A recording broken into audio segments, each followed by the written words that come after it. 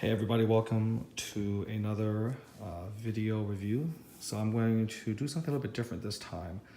This is sort of a partial review and then also partial unboxing and assembly. The reason I'm doing it is because this piece is just really complicated. I've heard sometimes taking 30 to 40 minutes to properly put together. It can be quite tricky. And it's also extremely intricate, which means that there's a lot of different things to appreciate. And so while I was in the middle of sort of putting it together, I decided maybe I should do it in segments. And so I can sort of go over everything as I go along. And then while I'm doing that, not only would that be kind of a good resource for people in the future who might acquire this piece secondhand, and they might want to see like a video version of how to put it together. That would be useful. And then on top of that, it allows me to sort of appreciate some of the finer details, which may not be possible to actually really look at when you have everything constructed, just because of what the final piece will look like. So for those of you who don't know what this piece is, this is the Magneto hovering in midair, by RCB. It is a custom statue, and it's a very, very good one. I was very struck by the dynamic pose when I first saw it, so I'm very happy to finally have been able to acquire it for what I consider to be a pretty reasonable price. So I've already kind of begun the process of putting it together. It has a very nice, classy instruction manual or process. It kind of shows you what everything is. It comes in 2 layers. It labels it, and then it goes step by step through it. So it wants you obviously here to put the base in a certain direction, and then it goes and tells you what you need to do. So before getting too far along, I think the base, without putting anything on it, is already pretty amazing. This is number 29, by the way, out of 97 made. The base is very, very heavy, as it needs to be in order to hold everything you're going to be eventually putting on here. Done very nicely. Excellent paint job. A lot of nice weathered earth effects. Here's the different stones all along here. The girders. Hidden skulls. I think this is supposed to be from Auschwitz, the camp where Magneto, obviously his origin story. Here's some other place we're going to be putting some of the pillars.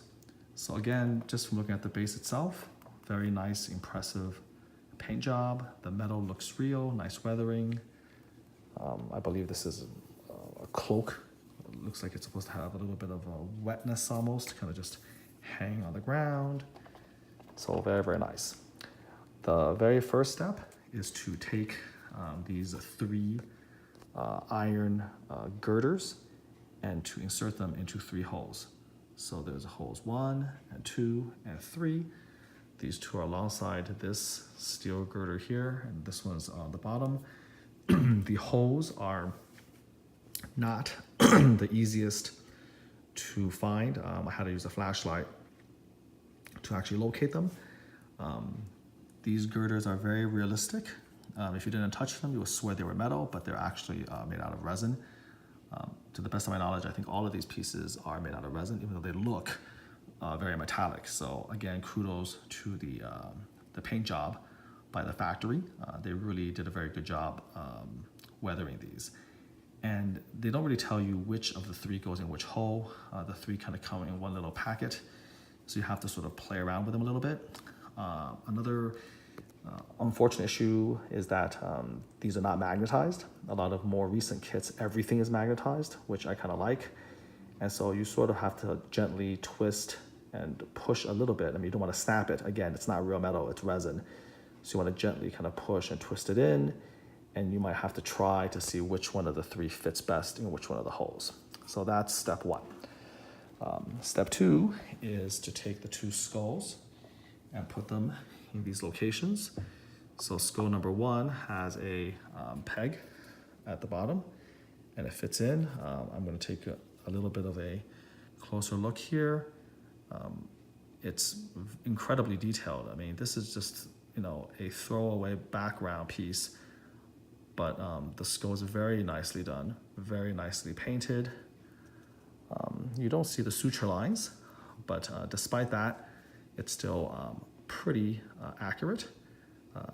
Very, very nice paint job. You can sort of see the dirt, and then of course the bottom. You get an appreciation for some of the finer details of the bottom of it, the teeth, the base of the skull.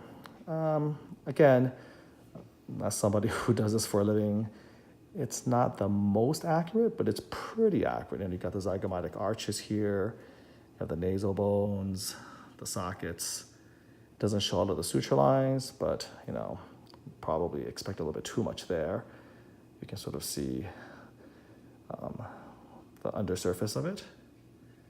They even got a little bit of a styloid process, I think, on that side right there. We have the mastoid tip right over here. So, you know, overall, not bad. Pretty decent detail, pretty decent accuracy for the skull. And as you can see, it goes right over here. You just sort of get it in there and just sort of gently wriggle it in. And it should stay pretty nicely. And that's where it goes right here. This is pretty cool. This is another skull, but with a girder essentially ramming through the eye socket. You will understand the effect once you see Magneto himself. He's unleashing his magnetic powers, and all the iron is rising out of the ground. And so this is a piece of iron rod that just happens to be elevating the skull almost out of the ground. That's a pretty neat effect. You have the same type of anatomy below, going through the socket. And this one, you put in the hole right on over here. Just like so, and then you can sort of rotate him however he fits comfortably. I think it's supposed to be like that, so they're almost touching each other. Okay, so far that's all I've done. I've taken a look at the base, looks beautiful. Put in the 3 separate girders here, and then put in the 2 skulls here. And I'm working on the next step right over here, some more girders, and then this piece of metal. And again, just done incredibly well. When you look at this, it looks for all the world like metal, but it's just resin, so they did a really good job painting it. All right, I'll see you at the next section, step 3. Okay, so for step 3, there's not much to it. You take the plate's left base corner, I guess, which is how you describe this, I guess. I mean, it's kind of hard to describe, but hopefully my video shows it. You take that, you slot it into the hole here, and then there's 2 of these guys. They're, again, just more twisted metal. There's 2 identical ones, and one of them goes over here. In a separate step, I believe the second one will be going over here, but let's not get ahead of ourselves quite just yet. I'll put this aside, and we're going to go on to the 4th step, okay? Okay, so for this step, there's 2 pieces. This is piece number N. It's another rusted piece of metal. You can take a look at the nice little divots right over here. Again, beautifully painted. And it's kind of easy to miss. There's a little slot here. You take that and you just basically put the slot right in here like that. It fits in pretty snugly right here. And then this is C, another skull. I'll spare you the close-up. This is very similar to the other 2 skulls. And there's a little hole right here with a peg, and it just layers in, and it lays very comfortably here. Okay, so we've done step 1, step 2, step 3, step 4. Step 5 is A and P. So we just did one of the P's, right? This is the one left, and we're gonna put it right here, and then there's gonna be A, which is gonna be a Nazi helmet, I believe. So first of all, let's put the P right on over here. That's where this here belongs. again, unfortunately, none of this has any magnets, so you kind of have to put it in, and then you hope that this isn't in the way of this thing later on. So we might have to adjust this later on. But this is where P goes, and then we'll go and get the Nazi helmet and put it right next there. All right, here we go. Okay, so here we go. This is P. We just put that in the last little video. And then this is like a Nazi helmet or old helmet. It's kind of tricky. So first of all, let me just kind of show you again the little bit of detail of this. This feels a little bit more like vinyl, I think. Not quite sure, but feels a little bit more like vinyl. But as you can see, this has the same nice weathered, rusted look. It feels really light. So this is the back of the helmet. This is the front, the visor, so to speak. And so they want you to put the visor. And this is really hard to make out, but there's this little tiny crack right here, and they want you to slot it in right like that. So the visor will fit right in, and that's where it stays, okay? So this is sort of like the first page. You put the skulls, the metal, all of that stuff in here. Let's move on to the next section. So again, hopefully you can sort of, I'm showing you a little bit, closely all the little tiny cracks and crevices where you're supposed to put these, scattered things. Okay. Okay, so welcome back to this section.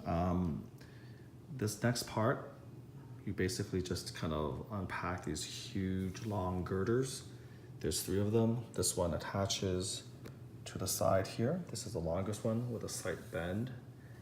Then you have this one right here with this little kind of iron thing jutting out. It goes right here. And then this guy goes in the very back between the 2 skulls, right on over here. Checking out some of the detail on this thing. Very, very convincing. Very nice. You can see the exposed girders of the stone, for instance.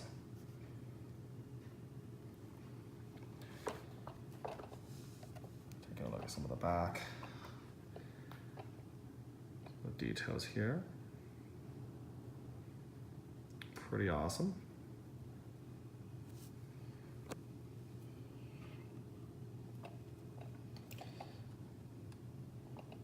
So it's starting to come together. A lot of the iron, you're kind of putting together the iron, the broken columns, the stone. The base is sort of littered with debris and skulls. Very good work here. And then finally, there's many pieces of wire here, which we're going to put together. There's 3 short pieces, 3 longer pieces, and 1 really long piece, and there's some extras as well. So I'll be back for the next part once I put the wires together. But anyways, this step here, pretty simple. 3 stone pillars. And then each stone pillar has slots where you're gonna be putting other things as well. Okay? Okay, welcome back. So that took quite a bit of time. This next step involves putting the barbed wire on the back side of the base. You have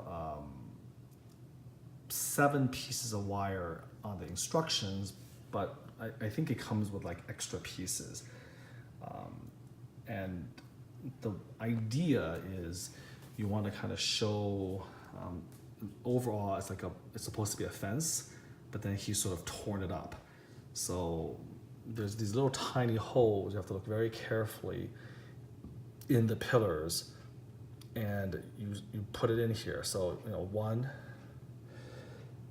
2, and 3, and then on the other side there's going to be corresponding at the same level holes here and here that connects to here and here. There's 1 here that just sort of sticks out right on over here. Again, you can see it's sort of the same level. All right, they give you the illusion of a fence all the way through. And then the bottom one, there's another one from here all the way down to here. And you have this very long one that attaches up here and it goes all the way to the back. And here, there's not actually, the longest wire doesn't actually have a terminal hole. You just sort of have to rest it on the top of this pillar. Okay, so and then I have one extra piece that I just go through here. So if you kind of back up a little bit, you get the impression that it's a torn barbed wire fence, and these are sort of the rocky pillars. It's a really nice effect, but it does take a lot of time to sort of properly set up. Have an opportunity again to kind of look at the nice detail here, the nice work of the iron. Very nice sort of just theming overall, you know, metal being torn out of rock. So there you have that. So this part probably takes the longest because you have to kind of slowly look for the little tiny holes, and then you pull all that stuff together. Okay, let's go, let's keep moving. Okay, so for this part, we're going to start decorating the stone pillars with magnetized objects. So ironically, for a statue based on Magneto, there's very, very little magnets in the actual piece itself. So this is the first time there's actually magnets. So here is one of the huge metal plates, and you can see there's a magnet right over here, and it's square, so therefore you know it's going to fit right here.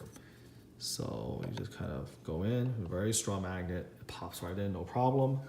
This is the second piece, again, very, very nice.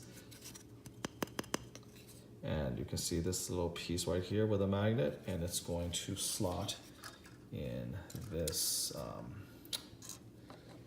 little hole, or whatever you want to call this right here. It's just like that, okay? Again, pretty strong magnets, and it just sits right there. So those are the two pieces. By the way, it is super important to do this on a turntable. I cannot emphasize enough how much easier the job is when you can actually move things around to get to the different areas and that type of thing. So here you go, that's what it looks like back there. And by the way, we have an extra Nazi helmet, and that goes in this slot. I hope you can see it because of the shadows. There's a slot right there, okay? So this is where this helmet goes. You have to play with it a little bit to see you know, which way it goes in. And you have to turn it around, see if that fits. This seems to fit a little more comfortably. It slots right in there nicely. So there you have it. All right, so the extra helmet goes, the second helmet goes here, and then we put in the metal plates. Next section, we continue to again add parts to the concrete columns, and you can see, you know, there's going to be slots here, for instance. And if we turn it around, there'll be another slot down here. So there'll be more plates to add. Let's see what those look like in the next section. Okay, so for this section, we added 3 more pieces. This big, huge plate we put onto the leftmost column. You can orient yourself with these 2 exposed beams, and the curve has to face this way. So the holes are this way, but the curve is like that, okay? Best way to do it is just to kind of turn and then grip this with one hand, and the other one slot this into the slot right there. The other piece is magnetized. It's down here, nothing to it. You just snap it right into place. There's a hole down there, okay? There's a peg and a hole down here. Snap it in. And then same thing here. This is magnetized. Nice little plate. Snap that in right there. So these 3 pieces, 1, 2, 3. We added those at this step. Hopefully you can see that. There's 1 there, 2 there, 3 down here. The bottom 2 are magnetized. This guy is not magnetized. So again, backing up. Be very careful. None of these guys are magnetized, so as you're trying to move around and do things, this can fall off and break. So just be careful of that right here. So this is what the base is starting to look like now. So as you can see, that's why I'm sort of looking at this little by little, step by step, because it's getting more and more complicated with the barbed wire, the metal plates, that type of thing. So I think now at this point, the hard part, believe it or not, starts, which is putting on Magneto, his gigantic cape, and then the last few bits of floating metal. All right, guys, wish me luck. This is gonna be complicated. Okay, so really quickly, I put the body onto the base. So at the foot, out of this right foot, there's a huge metal peg. Grab him by the waist and then just very gently line it up and put it in. Do not force. If you have the right angle, it should slip in relatively easily. Of note, the sole of his foot should slot into the metal column here very nicely. So if you put it in the right angle, it should slip nice right in. So do not force. All right, so now he is in place, and the big challenge coming up is the cape. Here we go. So before I start the final push to the finish line, here is a view of this ridiculously huge cape. This is gonna have to go over the body. These pegs here, 1, 2, have to go into the holes up top. And then there's a rod right there that goes into the cape to support the weight of the cape, all right? And so it's kind of tricky. You gotta put it in 3 places, and I've been told that sometimes, if this doesn't fit perfectly, you can warm it up with a blow dryer for a minute or 2. That makes it just soft enough that this thing can fit in. So let's see if it works without it. And if I have trouble, I'll use the blow dryer method. But bottom line, these guys have to go in, and then there's a hole on the cape that fits into the peg. So you got to juggle quite a few things. Let's see how this goes on. This is probably going to be the hardest part of the entire build. Okay, here we go. Okay, guys. So for you, it was a second. For me, it was quite a bit of tinkering around. So interesting. The cape is in place, but here is the problem. And it's not to do with the pegs, actually. So number one, they do have this extra piece that came packaged with the statue. You slot it over here, and it's a little place to kind of support the statue's left leg. If you put this in place, there's a little bit of felt here to prevent the leg from scratching on the base here. If you put this here, you're going to have a little bit of a gap here, okay? Right on over here. Just a little tiny gap. You can see the little peg right here. Normally this slots all the way down, but if it does that, then you won't be able to fit this thing. So if this is resting on this, then here you have a little bit of a gap. You're going to need this, in my opinion, because if you don't have this thing's going to be floating, and I think over time there could be an issue with this rod here not supporting it, and then the whole statue leaning this way. Now, why would that happen? Because this cape actually does add quite a bit of weight. If you look at the back side here, you can see that this is monstrous. It's a huge cape, which looks gorgeous, but it does add quite a little bit of weight. And a lot of the weight is dispersed over here, which means that with the statue's weight and the cape's weight, there is definitely a danger, I think, of the statue over time beginning to tilt. Now, the designer of the statue tried to prevent that by putting a small metal rod here to support the cape. But the problem here is it's not quite it's not quite specific enough. What I mean by that is when you put the pegs in, and this slotted in very easily, and this required a little bit more force, but as you can see, it did go in to the point where you can barely see any gap at all. And if you look on the side here, again, it slots in pretty easily. When that happens, this peg is very far away from this hole. This hole is supposed to go into the peg, and I don't see any sort of situation in terms of blow drying, softening the statue where you could get the foot in its position here and the cape in its position here with the pegs, and then have that peg here. And even with this peg, it doesn't offer a whole lot of support. It offers a little bit right here to hold the cape up. I'm not as comfortable using this metal peg to support the weight of the cape as I am with this stone base.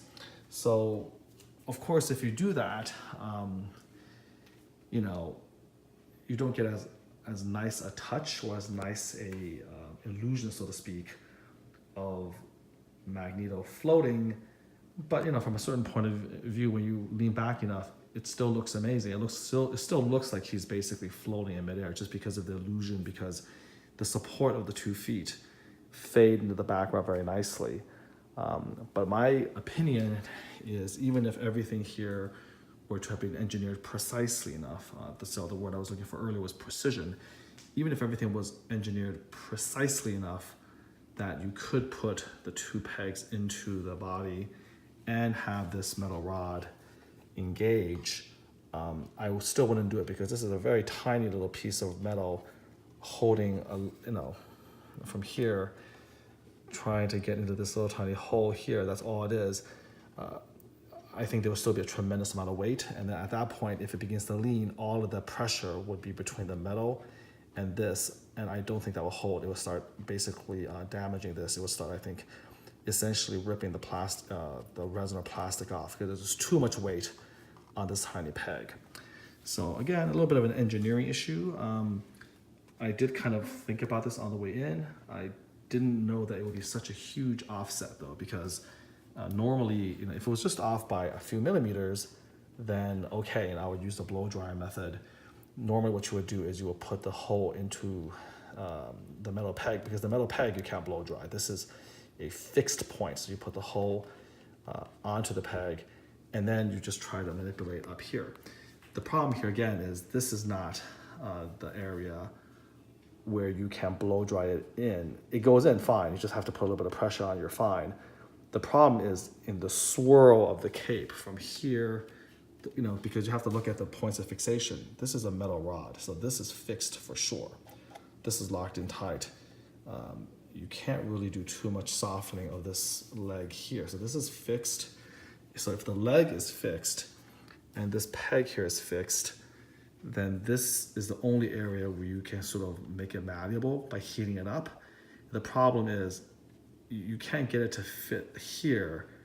That's way off, again, by over a centimeter. It's because of the entire length of the cape that's warped a little bit, or that's changed a little bit, because so long.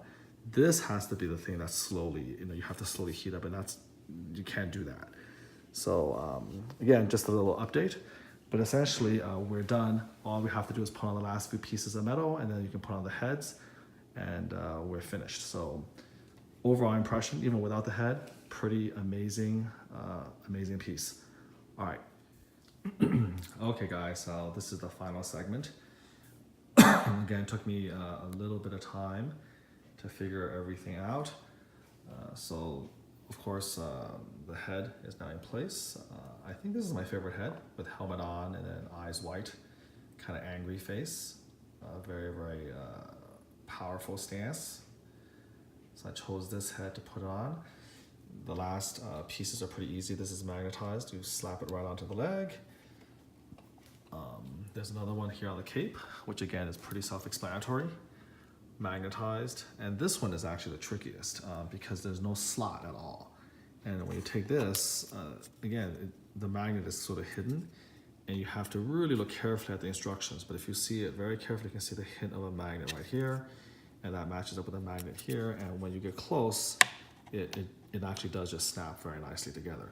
But I'm going to back off a little bit so you can know exactly where to put it. So here's the cape, you see the ripples, the folds, all of this. It's right here. Okay, that's where you're going to attach it right there. I'm going to show you from the other angle.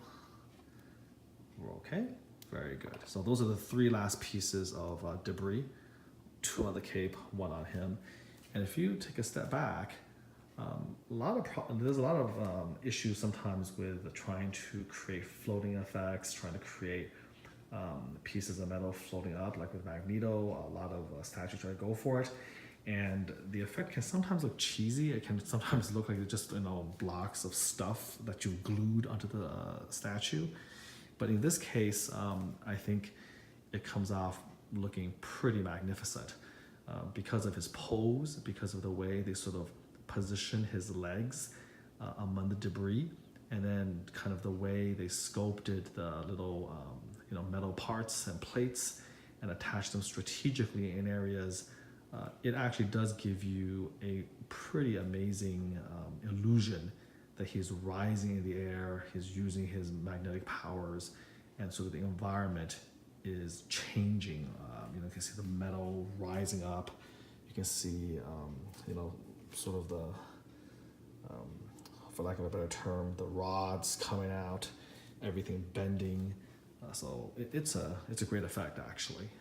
Great pose, very dynamic. I'll end just a few of the other little things they gave you that's really wonderful. Here's the art print, kind of the inspired the sculpt with a great rippling cloak and his hands in the air. And then these are the other heads. 4 heads total. So of course this is Magneto with normal eyes, you know, normal face. And they did a great job, you know, sort of having this really, really nice, smooth, metallic looking helmet. So that's excellent. And then the 2 unmasked faces. Again, this is angry Magneto, eyes white, using his powers. Pretty remarkable paint job. I mean, I like the hair. Depending on the lighting, sometimes, you know, it may not look quite as good, but they used translucent resin for the casting, and translucent resin painted correctly looks like skin, it looks like flesh, and they did a pretty good job. They even gave him a little shadow for the beard. You know, there's a lot of people out there who maybe kind of repaint it because they don't like the translucent effect, but trust me, in person it looks very, very good.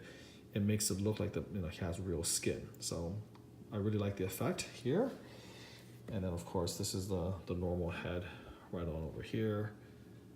Very, very nice. Okay, very, very nice. And so you can have different display options. You have to display it this way to kind of get to take a look at his head.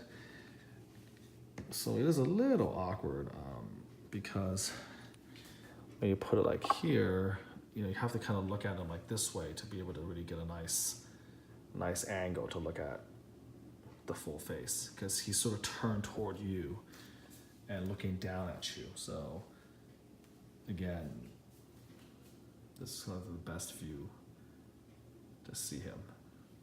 I'll do a full review later on, kind of give my thoughts, but hopefully this hodgepodge of little steps will help anyone out there trying to put it together. It is a pretty complicated statue to put together. I was taking my time recording. It took me like an hour and a half to do all of it. But again, hopefully now that I've done all this work and done all the sweat, other people in the future who are getting this can maybe refer to this video, and their sort of assembly of the statue will be a little bit faster and problem-free. All right, so until the next video where I'm going to review them, take care.